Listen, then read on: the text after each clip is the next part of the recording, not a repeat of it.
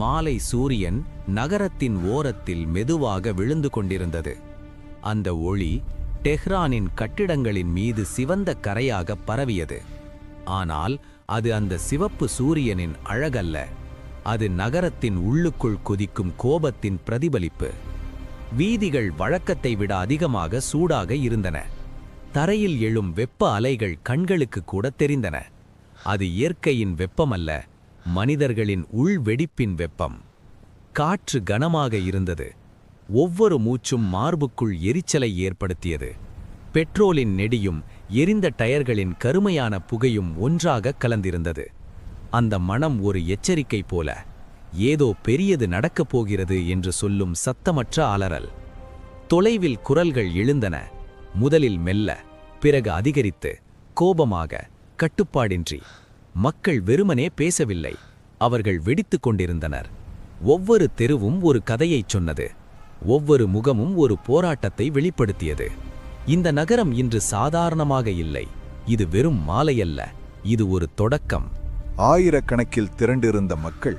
அவர்களின் கைகளில் பதாகைகள் இல்லை, அங்கே காகித வாசகங்கள் இல்லை, அங்கே தீப்பந்தங்கள் மட்டும் இருந்தன. ஒவ்வொரு தீப்பந்தமும் ஒரு கோபத்தின் மொழி, ஒவ்வொரு நெருப்பும் ஒரு சினத்தின் சாட்சி.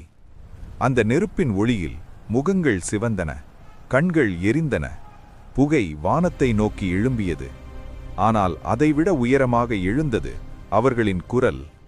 அவர்களின் தொண்டைக் குழிகள் வெடித்துச் சிதறும் அளவுக்கு முழக்கங்கள் விண்ணை பிளந்தன. அது வெறும் கோஷமல்ல, அது ஒரு குருதி கொதிக்கும் சபதம். மார்க் ஃபார் அமெரிக்கா, மார்க் ஃபார் இஸ்ரேல், அமெரிக்கா ஒழிக, இஸ்ரேல் ஒழிக. அந்த வார்த்தைகள் காற்றில் மோதிக்கொண்டு நகரத்தின் சுவர்களை தாக்கின. கண்ணாடி ஜன்னல்கள் அதிர்ந்தன. இரவு இன்னும் முழுவதுமாக முடியவில்லை, ஆனால் நகரம் ஏற்கனவே எரிந்து கொண்டிருந்தது. அது தீயால் அல்ல, அது உணர்ச்சியால். இது வழக்கமான காட்சிதான் என்று நீங்கள் நினைக்கலாம்.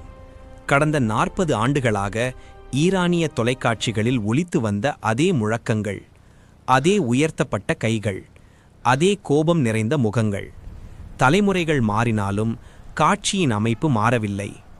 ஒவ்வொரு முறை அது திரையில் தோன்றும்போது அது ஒரு பழக்கமான பின்னணி சத்தம் போல நம் நினைவில் பதிந்து விடுகிறது.